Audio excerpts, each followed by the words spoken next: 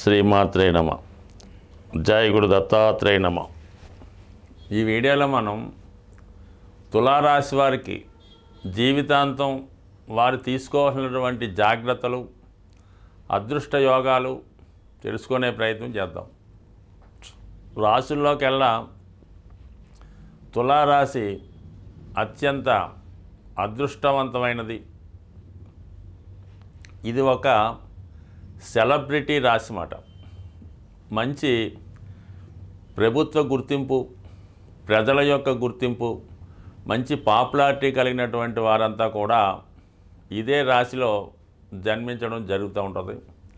తులారాశికి శుక్రుడు అధిపతి.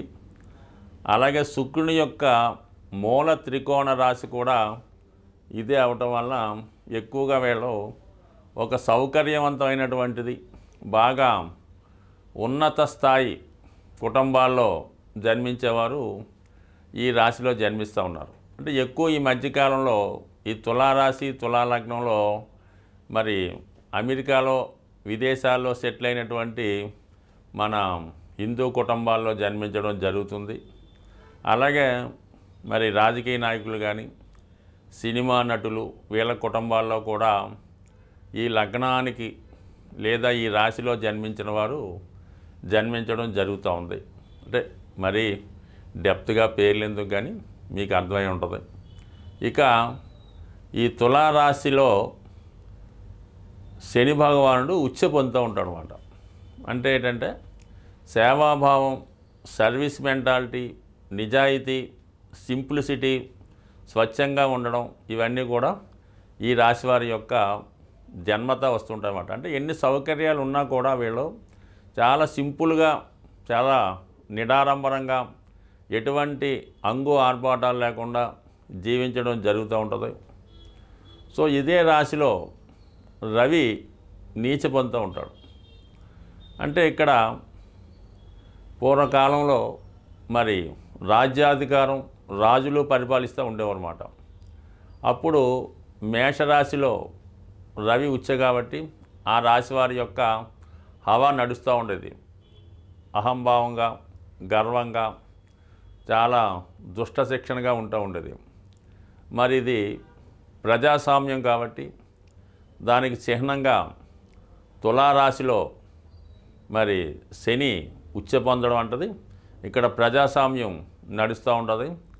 ప్రభుత్వాలకి అంటే రాచరికానికి ఇక్కడ తావు లేదు అని చెప్పే విధంగా ఇదే రాశిలో రవి నీచ పొందడం జరుగుతూ ఉంటుంది. అందుకే మనకి స్వాతంత్రాన్ని, అంటే అప్పటిదాకా నడిచినటువంటి బ్రిటిష్ సార్వభౌమ అధికారాన్ని మనకి స్వతంత్రంగా తెచ్చిన వ్యక్తుల్లో మన మహాత్మా గాంధీ వారు ఇదే లగ్నంలో జన్మించడం జరిగింది. అంటే రాశి, లగ్నం రెండు సమానమైన లగ్నం అన్నది చాలా పవర్ఫుల్ మాట. అంటే ఆత్మకారకుడు రవి, లగ్నం ఇవన్నీ బలమైనవి. అందువలన ఈ తులా రాశిలో, అంటే తులా లగ్నంలో జన్మించినటువంటి మహాత్మా గాంధీ గారు స్వాతంత్రాన్ని సంపాదించాడు. అయినప్పటికీ కూడా ఆయన ఎటువంటి పదవి పొందలేదు. నెహ్రూ గారికి, మిగతా అప్పటిదాకా కష్టపడినటువంటి ప్రముఖ నాయకులకి ఆయన పదవులు అప్పచెప్పి ఆయన సైడు ఉండిపోవడం జరిగింది. అదే మరి ఈ రాశి ప్రభావంతో తర్వాత మరి ప్రధానమంత్రులు అయిన వాళ్ళు బాగా మనకి వాజ్పేయి గారు, కొంతమంది ప్రధానమంత్రులుగా కూడా, ముఖ్యమంత్రులుగా కూడా కొంతమంది మన స్వర్గీయ రామారావు గారు లాంటి వారు అందరూ వచ్చారు. బట్ ఏదైనా ఈ రాశిలో జన్మించిన వారు అదృష్టవంతులు. వీరు తమ కోసం కన్నా ఇతరులకు బాగా హెల్ప్ చేస్తూ ఉంటారు, ఇతరుల అభివృద్ధికి కారణమవుతుంటారు. ప్రస్తుతం ఎక్కువ మంది సినిమా రంగానికి చెందినవారు, సాఫ్ట్వేర్ రంగానికి చెందినవారు ఎక్కువగా మరి ఈ రాశిలో జన్మించడం జరుగుతూ ఉంటుంది. ఎక్కువగా సౌకర్యాలు కూడా పొందుతూ ఉంటారు. అంటే వీళ్ళకి లాభస్థానంలో రవి ఉంటాడు. అంటే సహజంగా రవి 11వ స్థానంలో ఉంటే ఆ జాతకంలో ఉన్నటువంటి సర్వదోషాలు సాల్వ్ అవుతూ ఉంటాయి.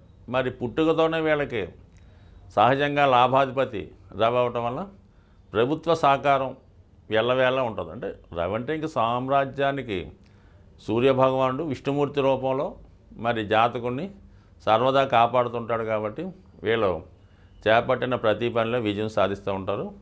మరి రవి సహకారం ఉంటే ఇందులో జన్మించిన వారు ప్రభుత్వ ఉన్నత అధికారులుగా రావడం జరుగుతూ ఉంటుంది. ఇక ఎక్కువగా మరి వీళ్ళకి వచ్చేది అంటే దశమ స్థానం మరి చంద్రుడిది కర్కాటక రాశి.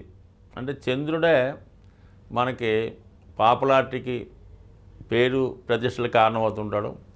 అటువంటి చంద్రుడు దశమాధిపతి అవడం వీళ్ళు పబ్లిక్ రిలేషన్ ఉన్నటువంటి వృత్తుల్లో అంటే సినిమా పరిశ్రమ అవ్వచ్చు, బాగా గుర్తింపు ఉన్నటువంటి రాజకీయ పార్టీలు అవ్వచ్చు, వాటిలో ఎక్కువగా రాణించగలుగుతూ ఉంటారు.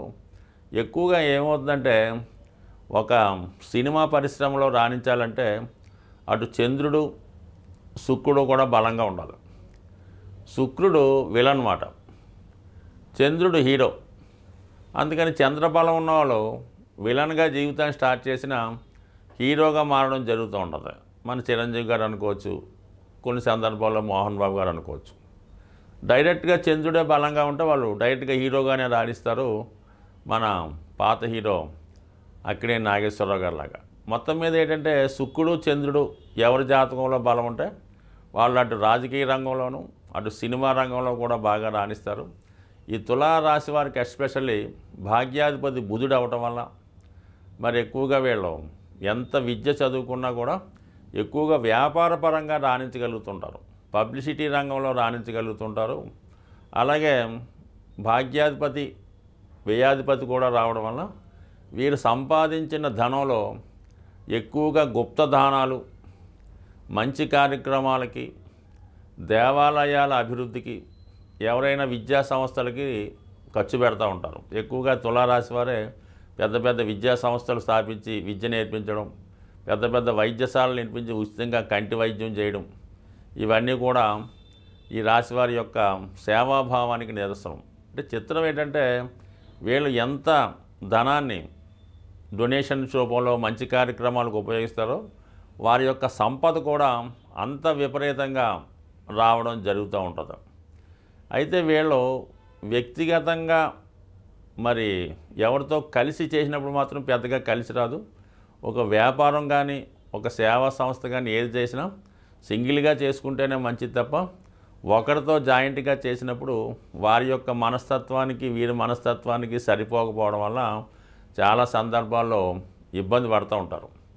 అయితే వీళ్ళ జీవితంలో శుక్రుడు వీళ్ళ వివాహం తర్వాత యాక్టివేట్ అవ్వడం జరుగుతూ ఉంటుంది. అంటే చాలా సందర్భాల్లో ఈ తులారాశి తులాలగ్నంలో జన్మించిన వారికి ఆఫ్టర్ మ్యారేజ్ సక్సెస్ రావడం జరుగుతూ ఉంటుంది అన్నమాట. నేమ్ అండ్ ఫేమ్ కానీ, ధనం వృద్ధి చెందడం కానీ, పాపులారిటీ కానీ ఇవన్నీ కూడా ఆఫ్టర్ మ్యారేజ్ రావడం జరుగుతూ ఉంటుంది. అలాగే పిల్లల విషయంలో కూడా వీళ్ళ సంతానం పంచమం శని యొక్క మూల త్రికోణ రాశి అవ్వడం వల్ల ఇనీషియల్గా స్ట్రగుల్ పడినా దాని తర్వాత వీళ్ళకన్నా గొప్ప స్థాయికి రావడం జరుగుతుంది. కానీ వీళ్ళంత గొప్ప వాళ్ళు కాలేకపోతుంటారు అన్నమాట. అంటే ఎందుకంటే ఇదే రాశిలో శని ఉచ్చులో ఉంటాడు, పంచమం శని మూల త్రికోణ రాశి అవ్వడం వల్ల వీరి యొక్క సంతానం వీరంత గొప్పవారు కాలేకపోతుంటారు. కానీ కొంతవరకు పర్వాలేదు. అంటే మీకు ఉదాహరణగా చూసుకోవచ్చు. బట్ ఒకళ్ళు పేర్లు మీకు ఉదాహరణగా చెప్పి వాళ్ళని కొద్దిగా చిన్నబుచ్చడం ఉండదు, మనకు అంత ఇష్టం ఉండదు. కాబట్టి ప్రేక్షకులైనటువంటి వాళ్ళు అర్థం చేసుకుంటారు. స్వభావసిద్ధంగా జ్యోతిష పరిశీలన చేస్తున్న వారు కామన్గా తెలుసున్న వాళ్ళకి తెలుస్తూ ఉంటుంది ఈ విషయం. కాబట్టి జాగ్రత్తగా అబ్జర్వ్ చేసుకోండి. అంటే వాళ్ళు అభివృద్ధి చెందాలంటే వాళ్ళ మీద ఇంకా కృషి పెట్టాలి, వాళ్ళు ఇంకా కష్టపడాలి. తండ్రి తాతలు ఎంత కష్టపడ్డారో వారికన్నా మంచి కష్టపడితే వాళ్ళు స్వభావసిద్ధంగా వస్తారు.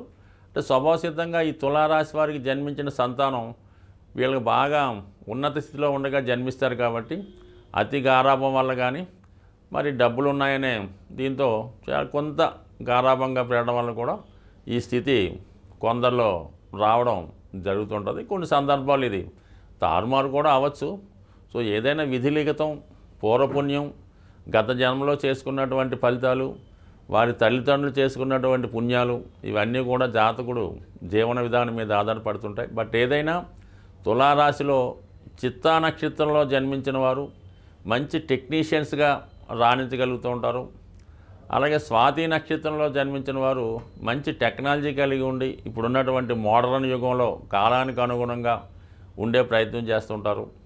విశాఖ నక్షత్ర జాతకులు చాలా వరకు చిన్న చిన్న జీవితంలో స్ట్రగుల్ ఎదుర్కొన్నప్పుడు కూడా వారి యొక్క జ్ఞానం, విజ్ఞానం, తెలివితేటలతో జీవితంలో కంపల్సరిగా పైకి రావడం జరుగుతూ ఉంటుంది.